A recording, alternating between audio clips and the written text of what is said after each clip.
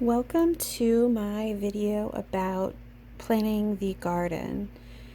Right now we're looking at what my plan was for last growing season. So you can see everything is laid out according to where I wanted to plant it. Things did change as we went along, but let's go ahead and talk about this year. So I'm just going to go ahead and click over here onto this year's plan, and then we'll get started. Okay, so here is my garden plan. I use a program called Grow Veg Garden Planner. It is not free. I did pay for a membership. The first year I just did the basic 1-year membership. This year, however, I upgraded myself to I think it was 2 years, something like that, and it's a much lower rate. Now that I know that I love this program, I'm happy to do that. So basically the way this works is you put in, you build your garden, and this is what the pantry garden looks like. So each of these things has been measured out to the size of that space. So as you can see, and we'll start by going through section by section. So this is the gate where you enter. One of my goals for this year is to put a cattle panel trellis right here. So it would go across here. The cattle panels are about $20. Then use T-posts to hold it in place. And my gardener has done them. Roots and Refuge has done them. They are beautiful. This is a really wide space. I think I would have a really hard time finding something that was the appropriate height and width for this space. So I think that's the best bet. Plus it's very economical. You can build it for about $30. So I'm going to be putting that there. And then my plan is to trellis melons. This program didn't have a lot of melon choices to put in. It's not going to be this melon. I have, it's called Tigger. I've never grown it before. It's totally, let's see how this works for fun sort of experiment, but I'm pretty excited about it. Last year, this was 1, 2, 3 sections of cherry tomatoes. It was beautiful and amazing. We had so many cherry tomatoes. This year, however, I'm doing cherry tomatoes here and slicing tomatoes here. And we'll talk later about all the different varieties that I'm deciding between. But my plan is to have 2 different varieties of cherry tomatoes, a red and a yellow or an orange, and then 2 different varieties of slicing tomatoes. And really the biggest purpose of that is in case one variety fails, I won't have no tomatoes. I may even do 3 varieties of slicing tomatoes for the simple fact that I haven't grown them in this garden before. I did grow cherry tomatoes last year very successfully. Most of them were started in our grow stand, but we did receive a donation of plants as well. So that's what's going to happen there. The third bed that was cherry tomatoes, I'm going to start as radishes and then transition it to some other type of tomatoes that will have a later start, so they hopefully will keep producing later into the season, although that really wasn't an issue last year. As you can see along the outside of the garden, I'll be doing the pole beans again. This year, the variety that I'm going to be using is called Rattlesnake. Last year I used Kentucky Wonder, and they were really great, but when they got too big, they really weren't very appetizing. From what I've read about Rattlesnake, they're appetizing no matter how large they get, even if they become overripe. I also am not going to dry beans this year. It was kind of a failed experiment last year because last year was so wet and I had never done it before. I really shouldn't have dedicated so many of the plants to that, but they wound up getting mildewy, and it wasn't very appetizing even if they were dry. So currently in this corner and the corner across the garden up here is currently planted out in garlic that I started last fall. So as you'll see in another video, that's all sprouted. So I really can't wait to harvest that. Once the weather's actually steadily warm, because we've just had these like tease days where it's warm and then it goes back to being freezing cold. Once we have steadily warm weather, the hardneck garlic will start sending up the scapes. That's one of my favorite spring things to eat. I love eating garlic scapes, so I'm excited to share those with our clients. As you can see in the corner, there's a sunflower. We definitely want to try to incorporate some additional pollinator-friendly plants in our garden to invite additional pollinators, to make it a pollinator-friendly space. We didn't have a problem last year, but I really want to, in addition to supporting the nutrition of our clients, we also want to support our local environment, and that includes supporting our pollinators. So this bed right here, is currently planted with spinach from last fall, which if you watched the last video from the end of October, I had said it was a massive fail. However, it has overwintered beautifully, so I'm actually going to leave it and add additional plants in between, and then up the fence we will be putting in cucumbers, slicing cucumbers. So I think I have 2 different varieties, so there'll be 1 variety in each bed. So up here, this is kind of a fun garden bed in this corner up here.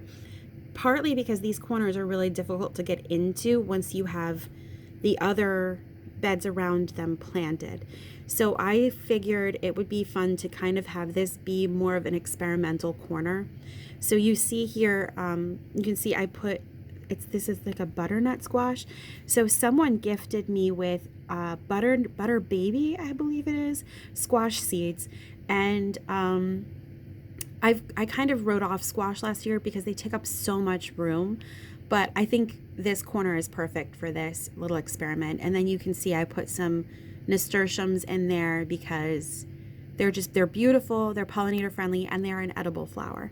And I just realized I forgot to talk to you about this bed. This is going to be lettuce, leaf lettuce. I'm not going to attempt to do cutting lettuce or heading lettuce. I'm going to do leaf lettuce.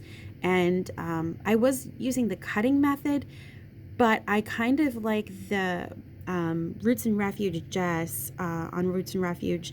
She just picks the leaves and it leaves the plants looking much nicer and healthier. So I will probably employ that method. Up here we have another new crop for me. It's an experiment, okra. My experiences with okra have not been great, but I've been convinced by several people that I should give it another try because it's delicious. So we are going to have at least 2 different varieties of okra. When you watch the section about the seeds that I have, you will understand that I'm insane, and I don't even know how many varieties of okra I currently have seeds for. So here we have onions. The onions last year were wildly successful and popular, and I started them from seed, and I had never done it before, and now I'm watching videos saying how hard it should be. So now I'm a little worried that it was like beginner's luck. So I will be starting a minimum of 2 different varieties of onions. I believe one is a white onion and one is a yellow onion. Where we are regionally, the type of onion that you should look for in this area, which is New Jersey, is a long day onion. So that's what I have seeds for, is long day onions. I also was gifted seeds that I don't know what they are. So I'm going to see if I can figure out what they are. And if I can't, I might still try them because just because the book says you can't do it doesn't mean you can't. Sometimes you have to try things and see what actually works for you. Here we have eggplant. Last year I purchased eggplants. Actually, I was gifted eggplant plants from a local farm very late in the season, and they still performed really, really well. I had them in this bed last year, so I'm rotating them over because I did, and I might even move them one more over because I did have potato beetles in this bed. I don't know how far they travel. I don't know that much about them. I was able to control them by hand picking them, and it didn't affect the fruit as far as I could tell. So I'm on the fence sort of if I'm going to leave them as I planned it in this bed, or if I'm going to move them one over. Any thoughts on that would be appreciated. I'm not going to be starting those seeds for a few weeks, so I definitely have time to decide, because these guys don't get transplanted out until after last frost, which for me, for my comfort level, I don't put that stuff out until mid-May probably. Although I do have to take another look at onions. All right, so here we have carrots. I didn't do carrots last year. I got a little nervous about the soil quality and whether or not they would wind up being like Frankenstein's monster. So I do have a Parisian carrot seed, which is a very short carrot, so you don't run into the same problems that you would if you tried to use a long root carrot. I'm also going to be amending the beds with looser soil, which I will likely just put on top and not till in.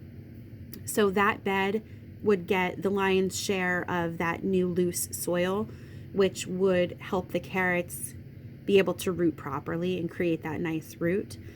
So I'll be starting those, and I actually just watched 2 different videos. One was Roots and Refuge, and the other one is, I can't remember the name of the channel, but he does a food forest. I think his name is Joe Prigioni, and he does the food forest. And they put the seeds down and then put a board over them, and they both have really awesome success with carrots. So I think I'll be employing that method. I'll definitely walk you through that once I'm there, though. There's our garlic again. And then here is our pepper beds.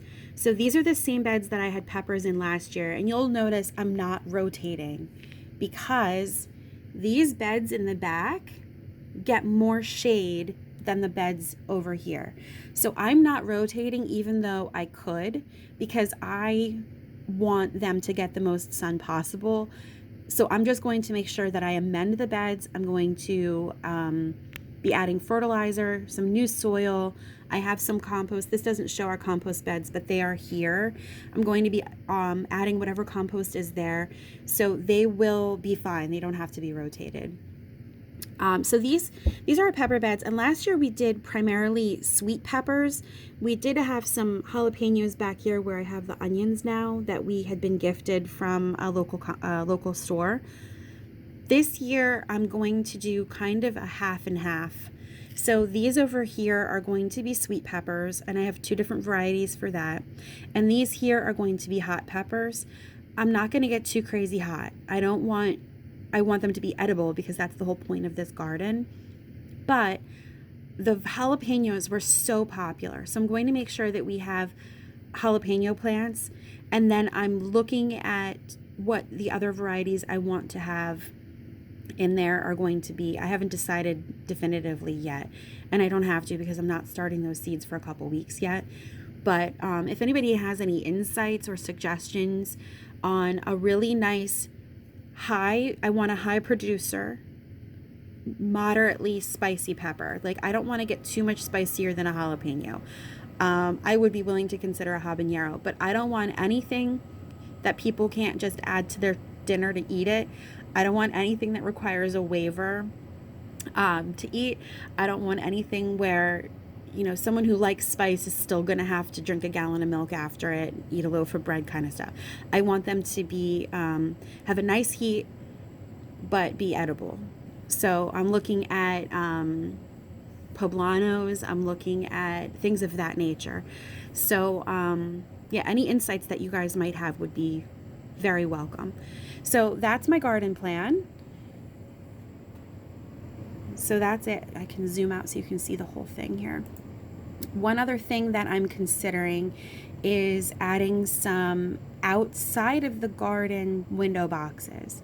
I didn't talk about herbs. Okay, we'll talk about herbs real quick after this.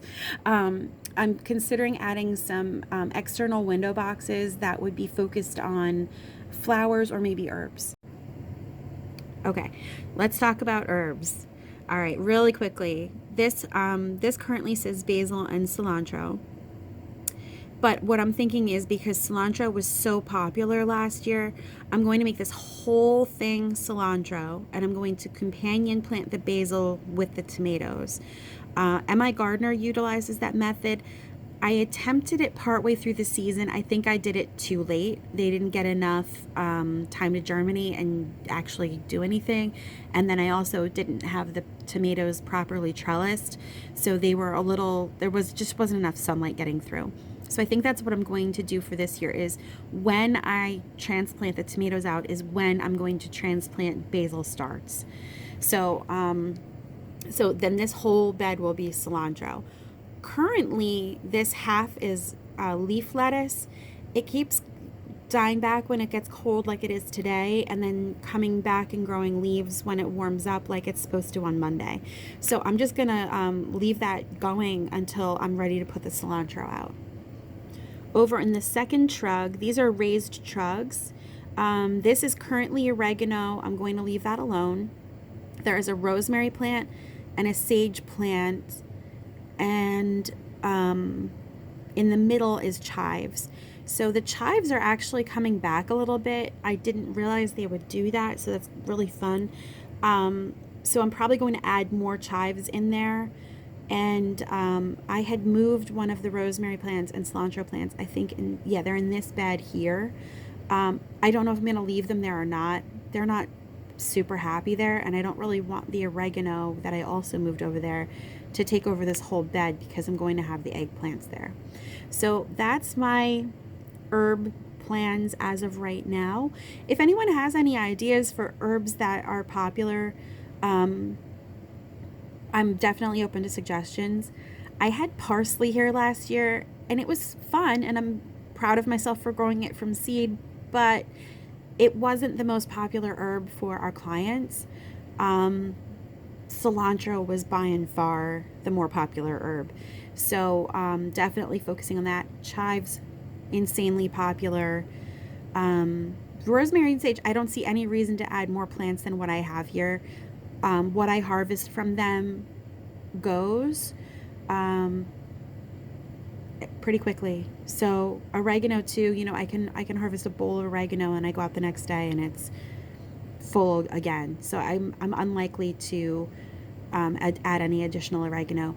I noticed a small problem with little tiny oreganos popping up all these different places. So I'm going to have to pull those out. Maybe I'll give them away. All right, thanks for joining me for this garden planning chat. And next up will be seeds.